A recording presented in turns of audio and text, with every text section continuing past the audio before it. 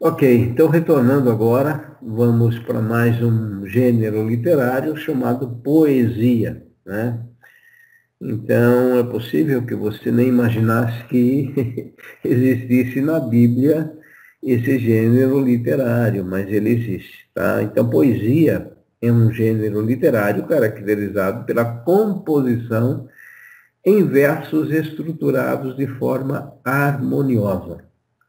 É uma manifestação de beleza e estética retratada pelo poeta em forma de palavras. Então, poesia é algo interessante. E vejam a variedade, né, de gêneros literários que o Espírito Santo se utilizou para escrever todos os livros da Bíblia.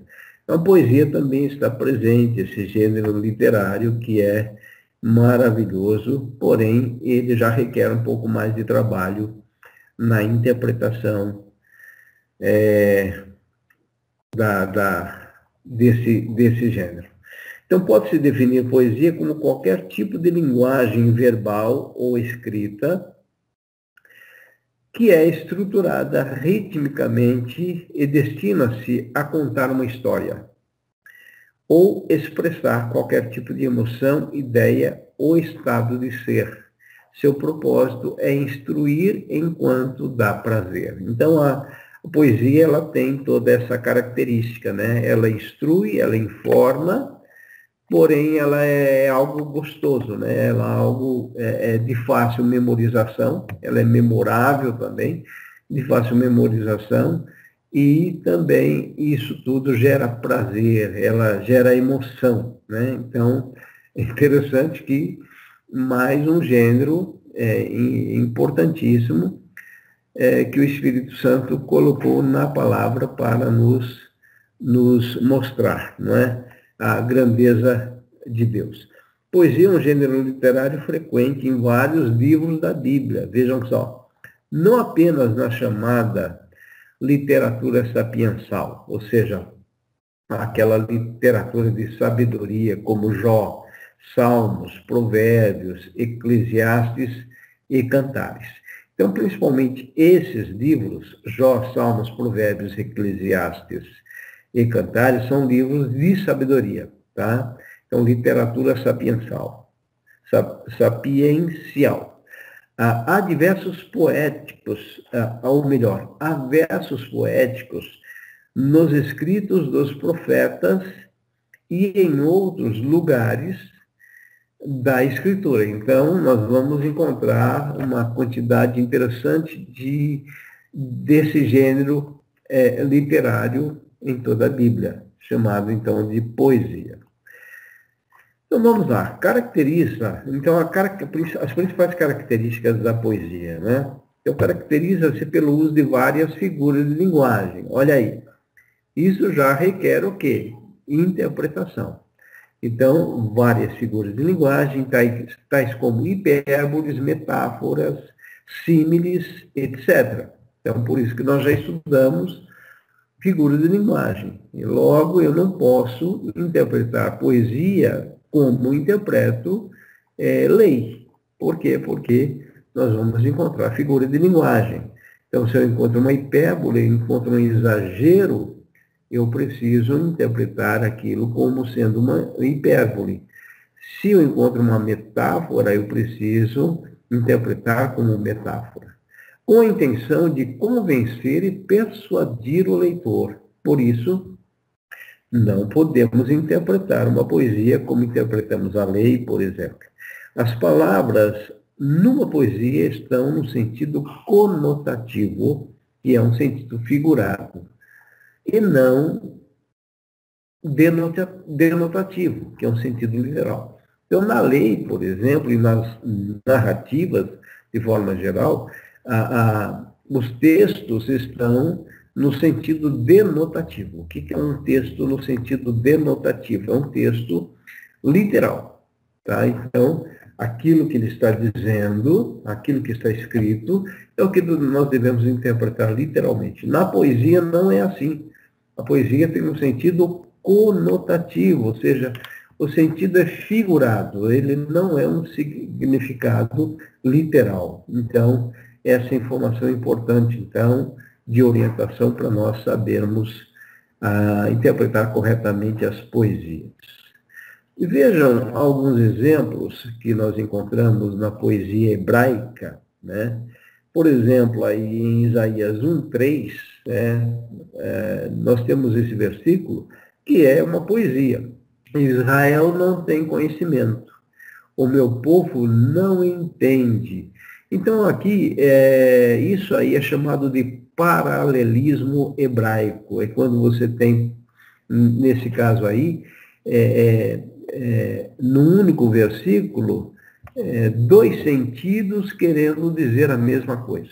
Então, Israel não tem conhecimento, o meu povo não entende, é a mesma coisa.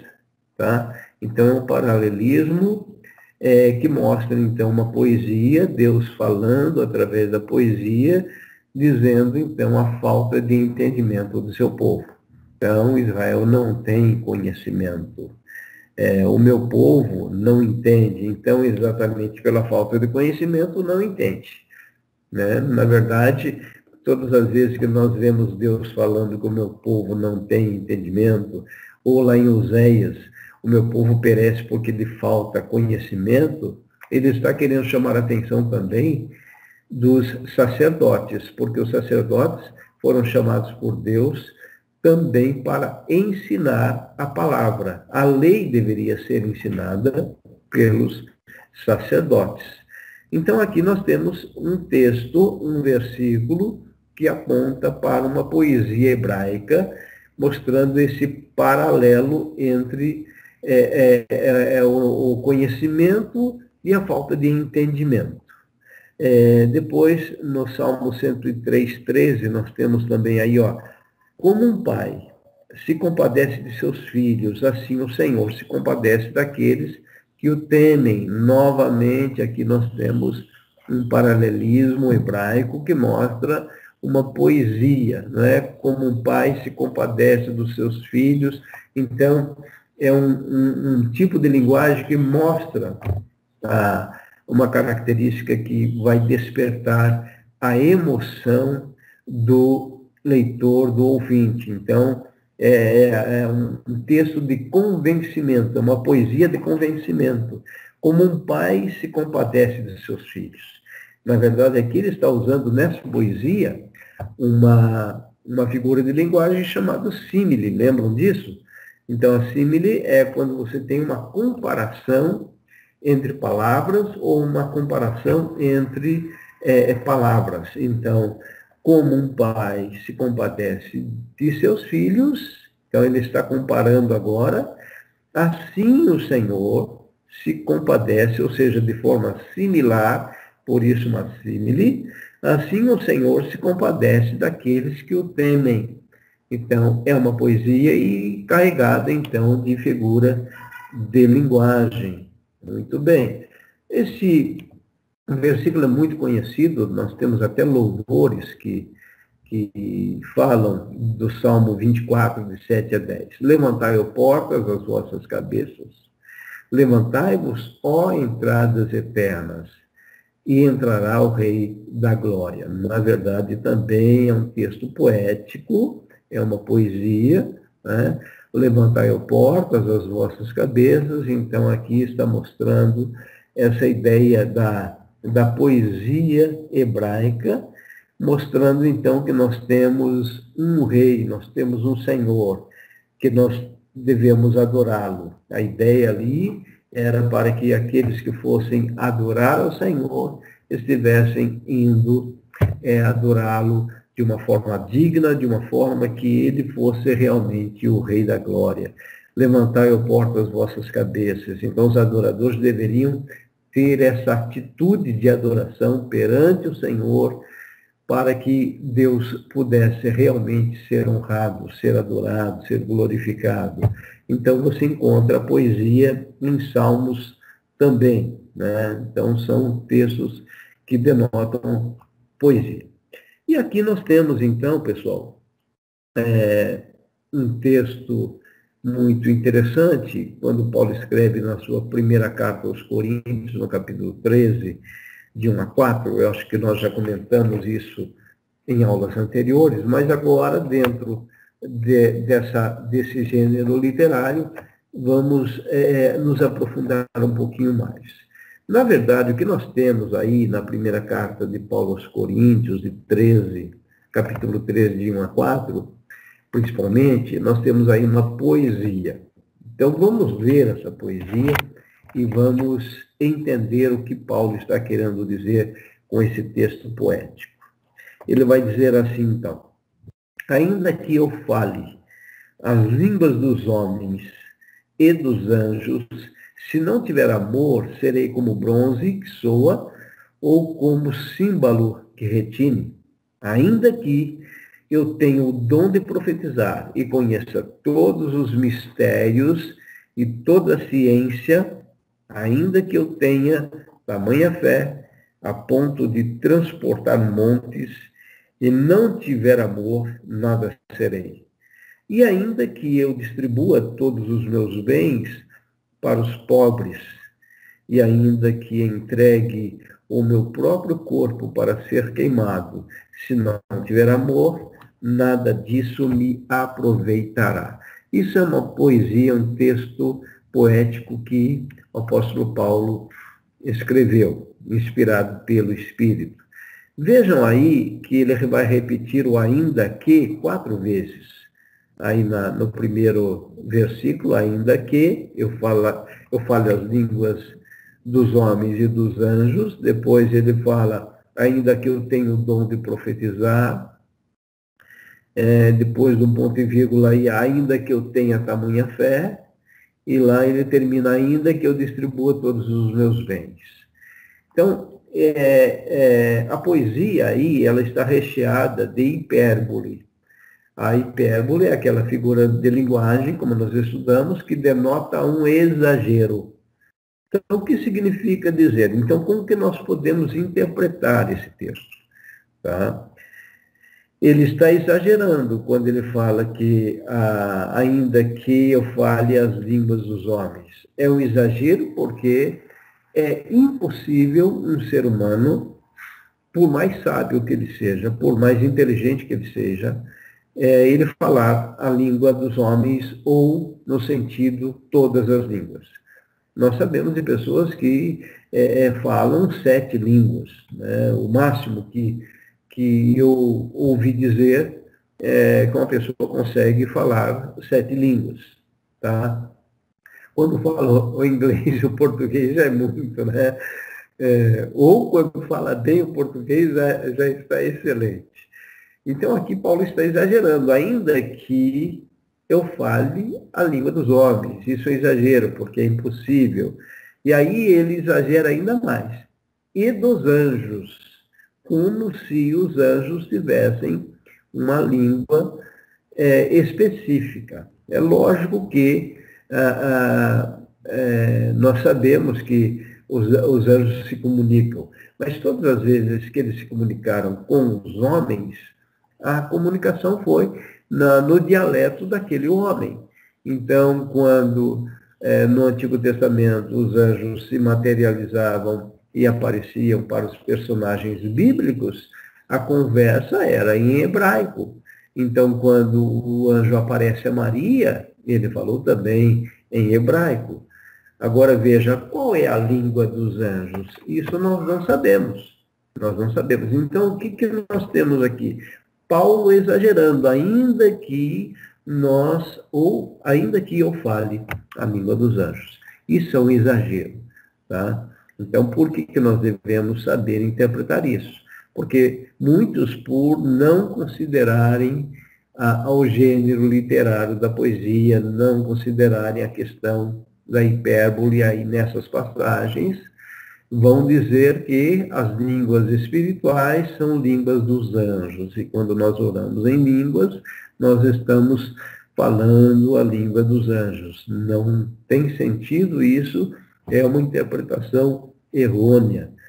Então vejam que nesse texto nós temos muita hipérbole, muito exagero que Paulo destaca. Então é uma característica que nós encontramos na poesia.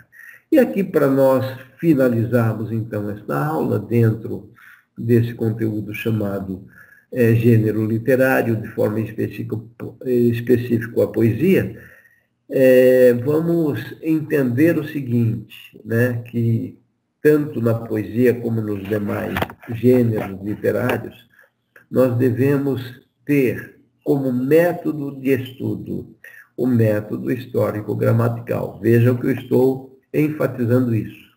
Então, nós não vamos usar método histórico-crítico, porque aquele que critica a veracidade da Bíblia, ele parte de pressupostos. O método histórico-crítico, nós já estudamos isso, né?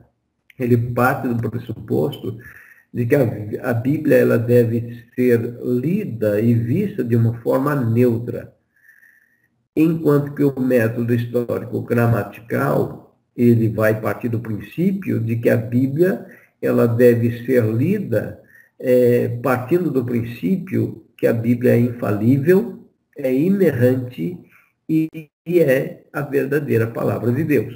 Então, nós temos que ler poesia, lei, narrativas e qualquer outro gênero literário que nós vamos estudar com essa forma de ver, ou seja, usando o método histórico-gramatical, que é o método histórico-gramatical que foi o que foi resgatado na Reforma, a partir do século XVI. Então é importante nós entendermos isso. Segundo ponto, nós devemos saber e buscar o método teleológico, que eu já citei para vocês alguma coisa. Então, no método teleológico, nós devemos saber a finalidade, ou seja, o porquê que o autor está usando aquela poesia. Então, no caso da lei, nós temos que saber o propósito da lei. No caso da poesia, nós temos que buscar saber o propósito da poesia. Então, qual é a intenção aqui? Então, se nós voltarmos aqui para 1 Coríntios, capítulo 13, e aí do 1 ao 4, como nós vimos, nessa poesia Paulo vai se utilizar de muitas hipérboles, de muito exagero. Então, qual é a intenção de Paulo em usar esta poesia, né? Então, qual foi a intenção do autor, apóstolo Paulo, ao usar essa poesia? Foi destacar a questão do amor. Não o amor como dom, né? Porque em algumas versões aparece lá naqueles títulos, né, externos, como nós já estudamos também, os editores colocam ao amor o dom supremo. O amor não é dom, você não vai encontrar nenhuma passagem na Bíblia que mostre o amor como sendo um dom. O amor é fruto do Espírito Santo. Então, nós vamos entender que o apóstolo Paulo, aqui na primeira carta aos Coríntios, no capítulo 12, ele tratou dos dons espirituais, e é exatamente isso que nós encontramos em todo o capítulo 12, ele falando dos dons espirituais. E quando entra no capítulo 13, ele vai querer mostrar um modo mais excelente, ou seja, ele vai querer destacar algo melhor, algo maior, muito superior aos dons espirituais. Então, quando ele usa essa poesia do verso 1 ao 4, com todas as suas hipérboles ali, ele está querendo destacar que o amor é superior a todos os dons, a todas as obras, a qualquer atitude que eu tiver perante Deus. O amor é superior a todas as coisas. Ok? Então, qual é a finalidade? Saber a finalidade. Se eu sei a finalidade, então eu vou trazer uma boa interpretação a respeito daquela passagem, daquela poesia. Então, a ideia ali, na primeira carta de Paulo aos Coríntios, capítulo 13, foi destacar a importância do amor. Tanto é que, a partir do versículo 5, ele começa a definir o amor, e o amor que ele vai definir ali é o amor ágape, não é o amor fraternal e nem o amor eros. O amor fraternal é o amor entre irmãos, né? Então, o amor que nós sentimos uns pelos outros na igreja é o amor fraternal.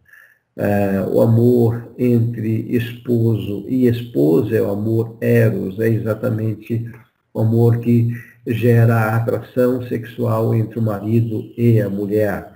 Porém, o que Paulo está destacando a partir do versículo 5 da sua primeira carta aos Coríntios, capítulo 13, é o amor ágape, é o amor incondicional. Por isso que ele vai falar que o amor tudo sofre, tudo suporta, tudo crê, não busca os seus próprios interesses. Esse é o amor ágape, o amor divino, o amor não intencional, incondicional. Então, aí nós vamos entender, então, a finalidade daquela poesia. Isso nos ajuda muito em termos da interpretação. Então, nós não vamos nos concentrar nos exageros, mas nós vamos nos concentrar no objetivo, na finalidade, no propósito. E também, item 3, identificar o contexto. Então, identificação do contexto é fundamental, não só para a poesia, como também para os demais gêneros literários. Tá bem? Então, nós finalizamos essa aula aqui. Essa segunda parte foi um pouco mais curta mesmo, mas espero, então, que já com com esses três gêneros literários, vocês passem a ler a Bíblia de forma diferente. Então, já estudamos a narrativa bíblica, ou a narrativa histórica, né, que é a narrativa que a Bíblia nos mostra.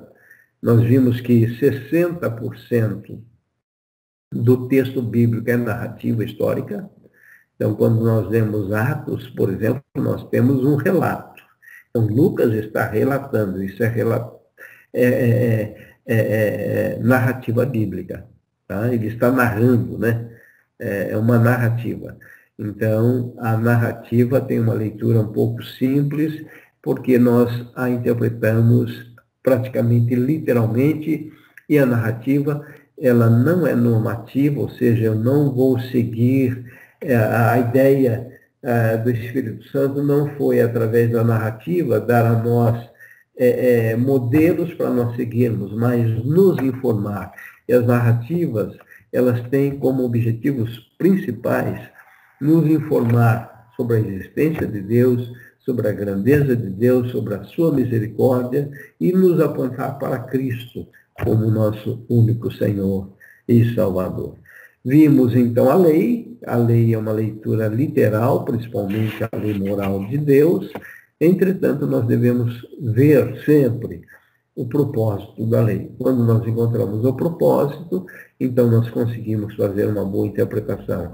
E lei sem propósito é legalismo. Então, se você pergunta para alguém que guarda o sábado, por que você guarda o sábado? Eu guardo o sábado porque ele está lá nos 10 mandamentos. Isso é legalismo simples.